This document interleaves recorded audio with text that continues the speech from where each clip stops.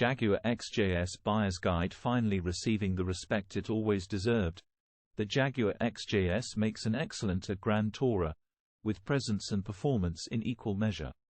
Here's our buyer's guide. The Jaguar XJS, commonly known by its later -less XJS name, was a controversial offering when new, but like so many flops of the period, it has since matured into a highly desirable classic. Various well-judged updates occurred over the car's considerable 21-year lifespan, a production period that helped it beat the E-Type sales record by attracting more than 115,000 customers worldwide. At the time of its launch, not everyone appreciated the XJS's styling, particularly its trailing rear buttresses, nor the fact that the only power option was Jaguar's less than frugal 5.3-liter V12, offered at a time when the most recent energy crisis was still fresh in everyone's mind. But despite a slow start, Jaguar didn't give up on the XJS, and through a long-term process of updates, the company's sportiest model began to prosper. Given the longevity of the XJS, many forget that it was in danger of being dropped from the Jaguar lineup as early as the start of the 80s, with just 1,057 cars sold worldwide in 1980 compared with 3,893 years earlier. Instead, Jaguar focused on improving both the car's design and its overall quality and reliability, as well as expanding the range to appeal to a broader spread of customers. The summer of 1981, 3 years before Jaguar was separated from BL and became an independent company once again, saw the launch of an updated version of the V12 engine, featuring a Michael May-designed split-level combustion chamber for greater efficiency. The effect was dramatic, with an increase in power being a welcome bonus, alongside an all-important improvement in fuel economy. The XJS, for high efficiency, was suddenly capable of up to 20 mpg on a run. Buyers who craved an open-top version of the Jaguar XJS had to wait a further 2 years for the launch of the XJS, a model that featured Targa-style removable hardtop panels and a fold-down rear window. It was the closest that Jaguar had come to creating a ragtip version of its sporting coupe, but many enthusiasts still craved a full convertible. Their prayers were eventually answered in 1988, when the logically named XJS convertible arrived to replace the XJS, bringing with it a newly strengthened body shell to ensure extra rigidity. And what an impressive-looking vehicle this was, finally providing XJS fans with one of the most elegant soft-top experiences of the time. At long last, what many had perceived to be an ugly duckling 13 years earlier had matured into the proverbial handsome swan. One of the most important developments in the history of the XJS, however, occurred at the same time as the XJS's debut in 1983, with the announcement of a new 6-cylinder engine. No longer was the classic 5.3-liter V12 the only power option, with the all-new 3.6-liter 24-valve AJ6-6 unit helping to significantly boost sales. Although the V12's power output of 291 bhp, for the 1983 on-he model, was always the ultimate, the AJ6's initial 221 bhp was powerful enough for most buyers' needs. The arrival of a 6-cylinder XJS did wonders for sales, helping it to remain competitive and popular well into the 90s. Updates continued during that decade, with 1991 bringing a subtle restyle for the coupe, which now featured larger looking glass areas and a modified rear end for a touch of extra elegance. The 6-cylinder engine was upgraded to 4.0-liter capacity that same year, while May 1992 saw the legendary V12 powerplant become a 6.0-liter unit, with power increased to 313 bhp as a result.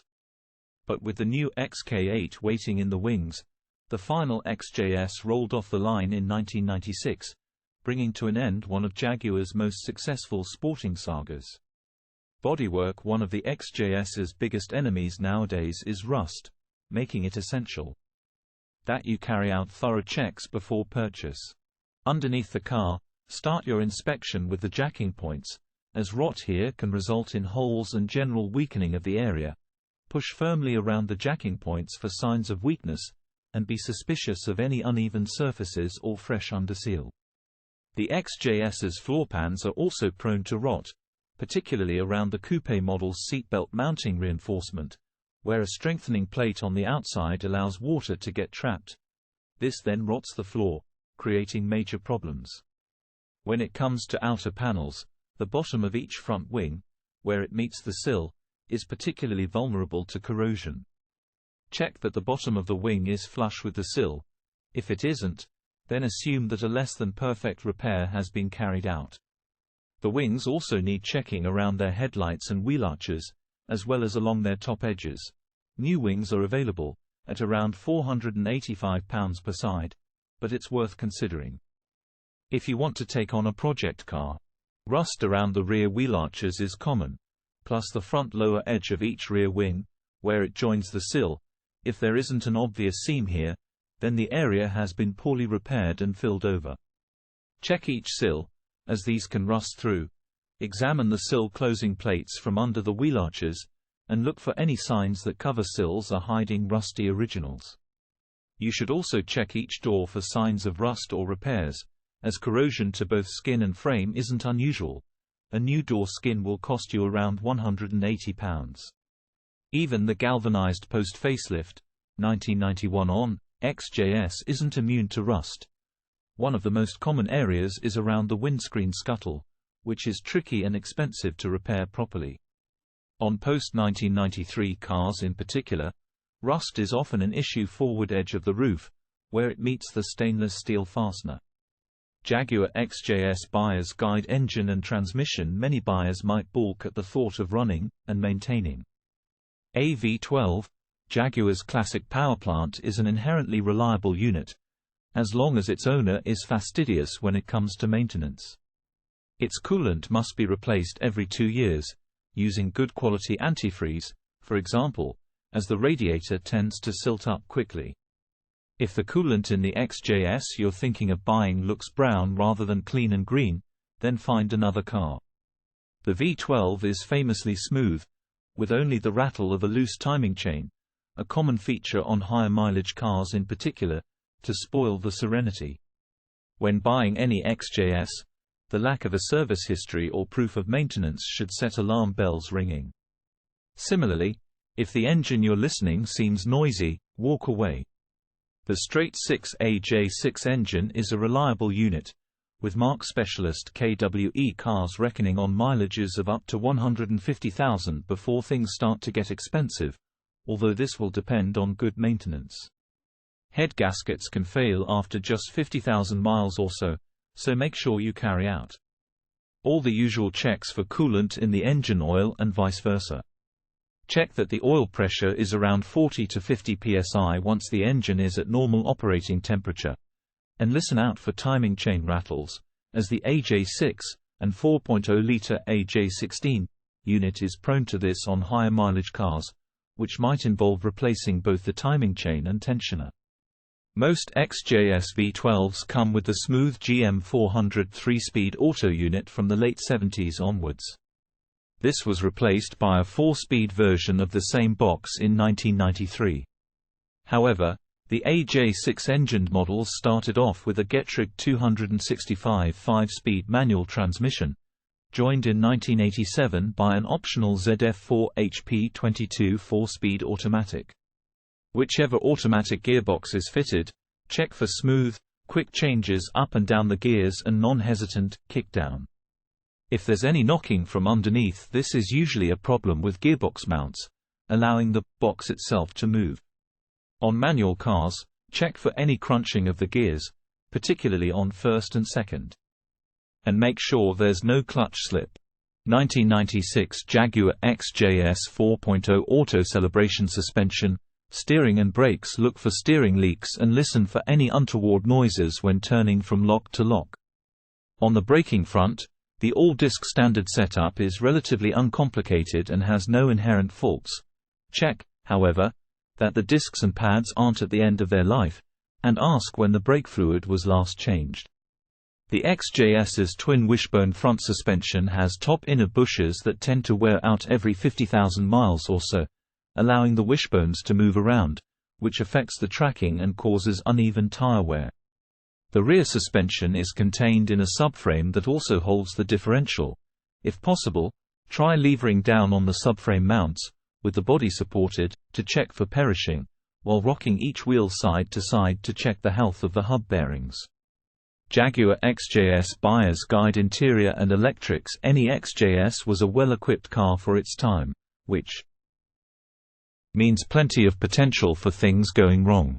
The electrics can be troublesome, so make sure everything is working as it should, including the electric windows, aerial and so on, whilst keeping an eye on any warning light glitches.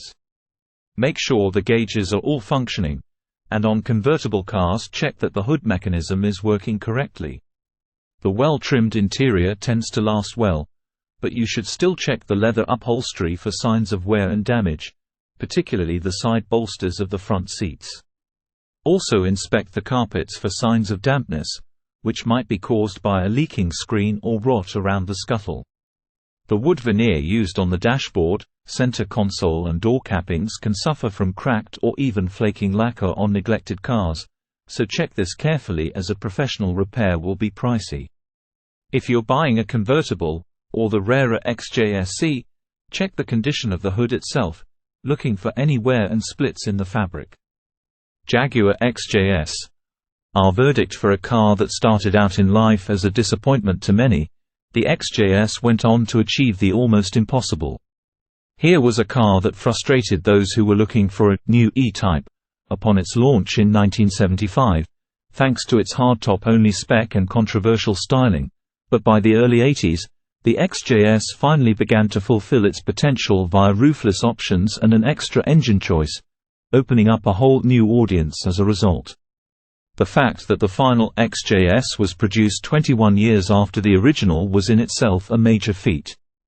The XJS is now a highly respected Grand Touring classic, with the best examples seeing an upsurge in values over the last few years thanks to increased demand. In both 6-cylinder and V12 guises, it offers effortless performance, impressive refinement and a great all-round driving experience. We wouldn't necessarily recommend a project car unless without serious funds in reserve, but for anyone with the budget for a well-preserved survivor, an XJS should prove to be a rewarding choice.